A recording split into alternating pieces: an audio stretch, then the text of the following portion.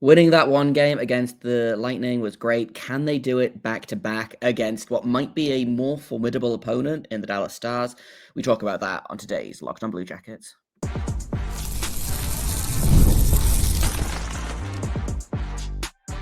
You're Locked On Blue Jackets, your daily podcast on the Columbus Blue Jackets, part of the Locked On Podcast Network, your team every day. Hello, welcome to Locked On Blue Jackets, part of the Locked On Podcast Network, your team every day. I am, as always, your host, Jay Foster, here to give you the good, the bad, and the ugly about your favorite team and mine, the Columbus Blue Jackets. Before we get things started, I want to thank everyone for making this your first listen of the day every single day. Locked On Blue Jackets is free and available on all podcast platforms and over on YouTube. I do also have to let you know, today's episode is brought to you by FanDuel. Download the app now by visiting FanDuel.com and win $300 in bonus bets if your first $5 bet wins. Blue Jackets have yet to win back-to-back games this season. They did end their losing streak at 2 games, which is always nice. Am I still traumatized by the 080 start? Maybe, right? But lots of promising things in the game against the Lightning on Saturday night, right? Can they do it again? The Stars are, typically speaking, one of the stronger teams in the West. They are not as dominant early in the season, which is surprising to me, but they are dominant in a handful of ways. And I do think that some of the stats that make them look less good are the result of just one real bad game by the backup goalie. So we'll talk about that. We'll talk about the Stars. We'll talk about the Blue Jackets. They've got a call-up. I don't think he's going to play, but we'll talk about him anyway, and why I think this was probably the right call-up to make. But let's get into what the Dallas Stars are looking like right now. They're currently 3-2. Which is good for like the top half of the Western Conference. Again, it's real early, and so it's really difficult to, unless you're a team, for example, like the Detroit Red Wings, who are somehow 5-1 to start the season. A 3-2 record is fine, right? Like they're sitting just outside the playoff bubble right now, because of regulation wins. St. Louis Blues have the same number of points as them, but they've got 3 regulation wins, and the Stars have won one of their games in a shootout, I believe. Yeah. Again, things will settle down, things will coalesce. Like being outside of the playoff bubble is not necessarily an indication of a bad team right now. Like right now, the Florida Panthers are outside the playoff bubble, right? Like the Chicago Blackhawks are in the playoff bubble. It is what it is, right? Like it'll coalesce out into something that makes more sense. But I do think that looking at the Stars and being like, well, they're not a playoff team right now, 6 games into the season is grounds for like over or underestimating them, I should say. Like, and I feel like the Stars are a team that you shouldn't underestimate. I think they are extremely well coached. I think that they have somehow, despite not really having a ton of like high-end draft picks, by which I mean I don't remember off the top of my head the last time the Stars picked in like the top 10, like maybe the top 15. I want to see if I can pull that up real quick. But like my point is that like the Stars have done a really good job developing. They've surrounded their young guys with the right kind of talent. Obviously, they made that big Rantanen trade. Jason Robertson came out of nowhere, which, always helps when you have like a guy from the second or third round that just goes kind of like nuclear. For example, Kromachenko, right? And I'm not comparing those two players because I do think they are very different players. But like the Stars have done a really good job of being a really good team while also not drafting like super high, right? Like here we go. I've pulled up their draft. They drafted 18th overall in 2022. They drafted 18th overall in 2019. They drafted 13th overall in 2018. Their last real high-end draft pick was Miro Heiskanen in 2017, right? And so since then, they've done a really good job of like developing the players that they've picked up since then. That was the draft, by the way. They got Heiskanen, Uttinger, and Jason Robertson all in the top 40, which is it's a pretty good run, right? And a lot of their high end pieces are guys that would have like developed since then, like Rupe Hintz, for example, is a really good player. They have got obviously some of the older guys have produced, but they picked up Wyatt Johnson, who is continuing to be just a kind of a really underratedly good player for them. By which I mean he is a very, very good player that shouldn't be having this kind of an impact as early as he is. He's got 183 points in his first 251 games. I believe he's currently leading the team in goals as well. I need to flip my tabs around. Wyatt Johnson has 4 goals in 5 games, right? Like Mikko Rantanen has 7 points in 5 games. They've got the pieces to be a really good team. So what I'm trying to say here with my digression into their draft history is this is a really good team. And just because this team is, quote, only 3-2 to start the season and not, like undefeated and has a bajillion points and a goal differential of plus 25 already, it's not a team that you can really like write off, and as much as I have here's the thing, the Dallas Stars are my irrational team that I don't really know why I hate them. I just know that I do hate them. And it's been like this for like a decade, and presumably something happened. But I have had a lot of head trauma in the last 10 years and I no longer remember why I hate them. That being said, they are always a team that I watch and I'm like, man, that is a well-coached, talented team, right? Like their play on the rush, like their transition play is, for my money, like basically second to none. I think they are an extremely strong team. They've got a very good goalie who is likely going to be the starting goalie for, or maybe not the starting goalie, actually, for the Olympics. He's going to be in there. I forgot Connor Hellebuck existed for a second there, but like the second Hellebuck stumbles, like Jake Ottinger's right there, right? So what do you do against a team like the Stars, right? Who don't really seem to have any real quantifiable weaknesses right now. Like again, it's tough to look at. So I have I got a lot of some of the prep I do is I go to NHL.com and I pull up the game preview that they do, and it gives you like just basic team stats, right? Power play, penalty kill, face off, goals for, goals against per game, their last 10 games, etc., right? Stars are currently on a 2-game losing streak, which means that they're going to be mad about it. They did just lose to the Blues, which I assume is they're going to be extra mad about it. But they've picked up wins against Winnipeg and Colorado so far this year, right? Which is like super not nothing. So again, don't write them off. But looking at kind of, again, the basic stats, it's their power play is very good. The penalty kill is mediocre at best. Like it's better than the Blue Jackets, but so is many things, right? And they also allow probably more goals against per game than they are hoping to. But I do think that is because of the one game that Casey DeSmith played, which was against Vancouver, and he allowed 5 goals on 26 shots for an 808 save percentage. So one bad game in 5 games and like one catastrophically bad game in those 5 games is skewing those specific stats a little bit. I don't know whether that was like a particularly bad game for the penalty kill as well. They're currently, like I said, 24th in the penalty kill. Let me see if I can pull up the numbers real quick. Yeah, not a terrible game. They allowed, of the 5 games that the Canucks scored, 2 of them were on the power play. So like again, the Blue Jackets have seen way worse than that already. But that does feel like one bad game is really skewing some of these stats, right? I expect to face Jake Ottinger for the Blue Jackets. I don't believe the Stars play tonight. I'm going to double check real quick. They don't, and I don't believe they play the night after. They also don't. So it's going to be the starting goalie. My guess is it's going to be Elvis in goal for the Blue Jackets. We'll talk about that on the other side of a break in a second here. But this is not going to be an easy game for the Blue Jackets. Is what I'm going to say here. I believe they split the series last season. I believe the Blue Jackets won in Dallas and the Stars won in Columbus, if I'm remembering correctly.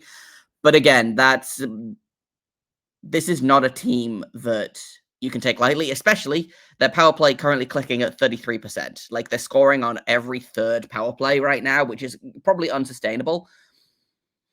But the Blue Jackets are killing 1 in every 2 penalties. So, like, if they start doing crime, which we all know the Blue Jackets love to do crime, no matter how much I ask them not to, that's going to be a real problem for this team. But like, again, even at even strength, this team is doing very well, right? Like, the power play is certainly helping, but they're scoring over 3.5 goals per game, right? And again, Mikko Rantanen, 7 points in 5 games. He's looking as advertised. Their scoring is not as top heavy as the Blue Jackets. Like, they've got 4 players that have 6 points already in Rantanen, Robertson, Hintz, and Johnson. Defense, like, Thomas Harley has 6 points in 5 games. There's another guy that, like, you don't really hear about, and then you turn around and he's got, he's turned into a fantastic defenseman, right? But they have guys that haven't even really gotten going yet. Like, Miro Heskinen's only got 2 points in 5 games so far. Like, I assume that Tyler Seguin will show up a little bit more. Matt Duchene is probable for this game, but not definitely. I believe he got hurt in the Canucks game, I want to say. Missed last game, will probably play in this game. But again, that's a guy that you can't write off, right? It feels like this is a really, like, a shockingly deep team almost. I feel like I always forget how, like, sneaky deep the Stars are. They are, in a way, the Hurricanes of the West, I think, of just a really solid team that maybe doesn't have, like, cup winning talent necessarily, and maybe they'll make me look stupid, but I feel like every year it's going to be the Stars versus the Hurricanes in the cup final, and every year they bow out in the second or the third round each. So, but hey, I live in a glass house of playoffs, right? Like, what would this fan base do for a second round exit right now, or a third round exit right now? Let's take a quick break, and then we'll talk a little bit about the Blue Jackets, what they need to do to win this game, and also there's a new defenseman in town. Is he going to play, or is he just insurance? We'll talk about that in just a second here at Locked On Blue Jackets. First, I'm going to tell you about FanDuel. The NFL season is here, and FanDuel has an offer you don't want to miss. Right now, new customers can bet just $5 and get $300 in bonus bets if you win. That's right, pick a bet, put down $5. If it hits, you're going to get $300 in bonus bets to use across the app. I don't know about you, but I feel like betting on a Marchenko goal is a pretty safe bet, and we'll talk about that when we do our predictions in the third segment.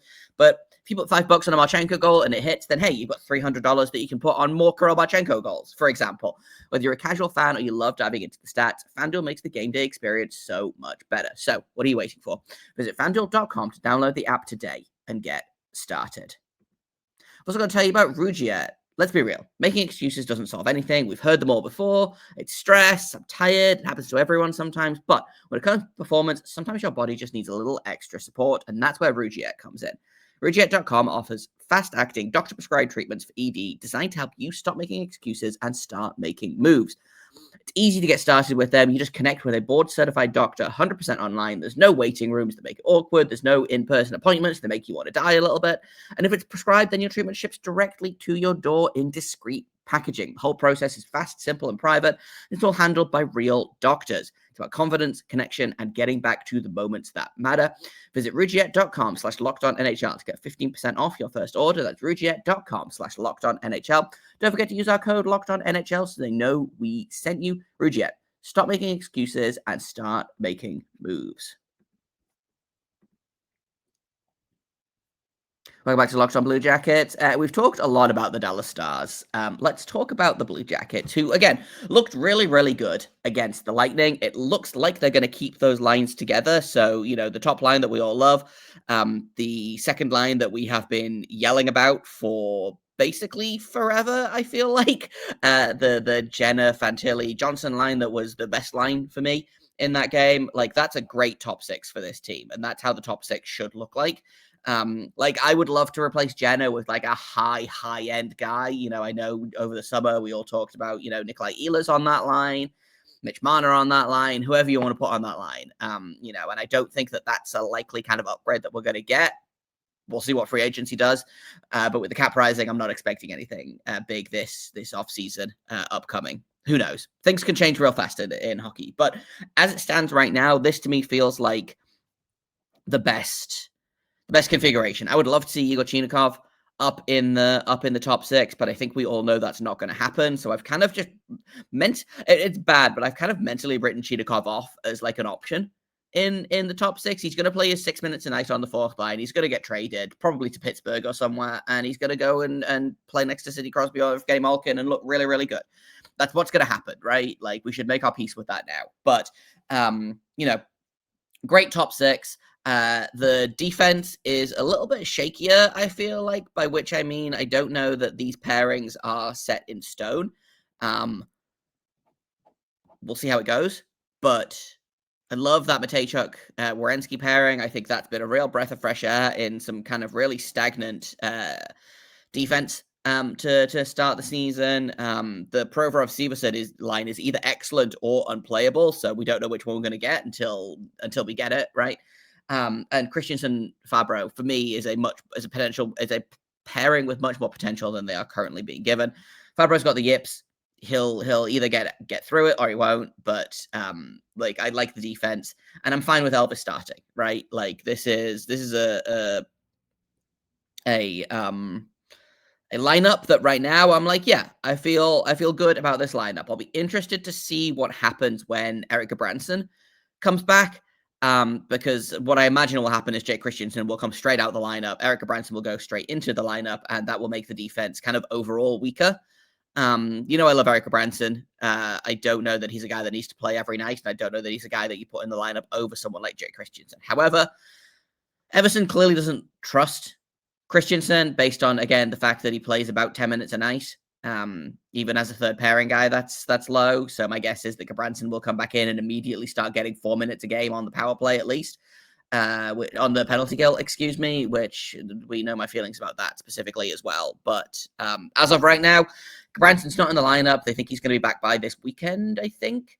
And then Miles Wood, they think, will be back by the end of the month. He took that stick to the face, and they were like, "Oh man, he might be blind in this eye," which is terrifying, frankly. But of the healthy players right now, this is a lineup that I really like. I think it's built to succeed. It's built for offense. With the goaltending clicking right now, I'm going to knock on wood because we are due a poor goaltending effort. Not from Elvis specifically, just like maybe this is a me problem, but I feel like we've had 5 games of 9, 10 or above goaltending. We have to be due a stinker soon. Maybe it's the trauma of the last several years of Blue Jackets goaltending, but we'll see how it goes, right? But I feel fine. I feel good about this game. I think it's going to be a tough game. Again, I think Dallas is a really, really strong team. And I think it'll be a game where either lots of things happen or nothing happens, right?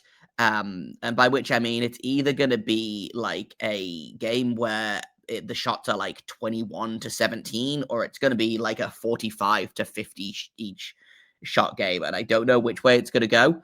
But my guess is, because hockey is, if each team gets 50 shots, then they'll probably score on 2 of them, and if each team gets 18 shots, they'll probably score on 4 of them.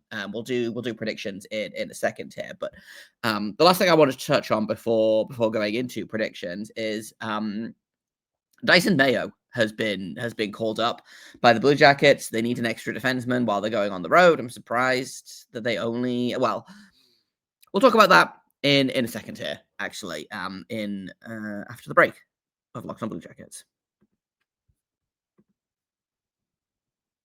First, I'm going to tell you about Monarch. Let's be honest, most of us can't name all our financial accounts, let alone what they're worth. Between 401k, savings, investments, it's easy to lose track, and that can mean leaving money on the table. And that's why I started using Monarch. They're an all-in-one personal finance tool that brings your entire financial life together in one clean, easy-to-use interface on your laptop or your phone. To help me organize my accounts, track my spending, get a better handle on investments, all without having to touch a spreadsheet, which I love a spreadsheet, but I was so tired of going to my banking app and then a spreadsheet and then a budgeting app and then back to my spreadsheet and having to update everything manually. Monarch does it all for me. Makes it so much easier to understand where my money's going and how to make it work harder for me. Don't let financial opportunity slip through the cracks. Use code LOCKEDONNHL at monarch.com for 50% off your first year. That's monarch.com, code LOCKEDONNHL for 50% off your first year. Welcome back to Locked On Blue Jackets. Let's talk real quick about Dysin Mayo, and then we'll get into predictions for tonight's game. I was a little bit surprised that that Dysin Mayo was the call up. He to me is he's just a guy, right? The Monsters are, I believe, 2-2 to start the season. I believe they've got 2 wins, a loss, and a shootout loss, if I am not mistaken. So, like, honestly, a pretty solid start for a team that I thought might struggle this season. Mayo's got 2 assists in 4 games, so leading all defensemen in his defense. But he was not a guy that I was expecting to see called up necessarily. Just because I thought if they're going to call anyone up, then, they've got someone like Stanislav Svozil in the lineup. They've got Kayla McDonald, who I think they're pretty high on. But they've also got Brendan Smith, who I believe actually is on a PTO for an AHL only deal. So I don't know that he's eligible for call-ups right now. That might change further down the line. But as of right now, Dysin Mayo, highest scoring D for the Monsters. And it makes sense to call up a guy that you think is going to sit in the press box, right? And it's calling up a 7th defenseman when you're only rolling with 6 at the minute, I feel like is a tricky balance, right? Because you want a guy that if they need to play, they can. But you also want a guy that actually, if he doesn't play, you're fine with that, right? And I think that really, to keep banging the Jiricek drum, which I promise I'm not going to do too much, but like that to me was the big problem with all the Jiricek call-ups, right? Was, okay, this is a guy that you want playing, but he's just sitting in the press box, right? And if you have a young defenseman, and maybe this is what they're thinking about with Svozil, is that they'd rather have him playing in Cleveland than in the press box in Columbus or in Dallas, I guess. Like that's their thinking, right? And Dysin Mayo is a guy that can sit in the press box. He's on the older side of things, by which I mean he's like 27 or 28, I think. He's 29, just turned 29. So again, basically ancient for AHL hockey, right? And he's not quite the oldest man alive in Rocco Grimaldi, but like he's getting up there, and 30 is basically dead in AHL terms. But so he's on the older side of things. He's probably not going to gain more by playing an extra week of games for the Monsters. So yeah, I completely get this call up. Again, I would much rather have the younger players playing in Cleveland. I don't know how long the call-up is going to last. I don't know how long the road trip is. I think it's just a little one. I think it's 1, maybe 2 games, if that. I'm just pulling up the numbers right now. It's literally just a 1-game road trip, and then they're back at home on Thursday or Friday. And then on the road again on Saturday, but only to Pittsburgh. So again, like this really is, I think, just what if someone gets sick in Dallas? What if someone gets hurt during morning skate this morning? This is a real, we're not going to need him, but like, what if we do moment? I don't think he's going to play. He'll come up. He'll get a plane ride to Dallas. He'll get NHL pay for a couple of days, and then he'll go back to Cleveland and continue to play there.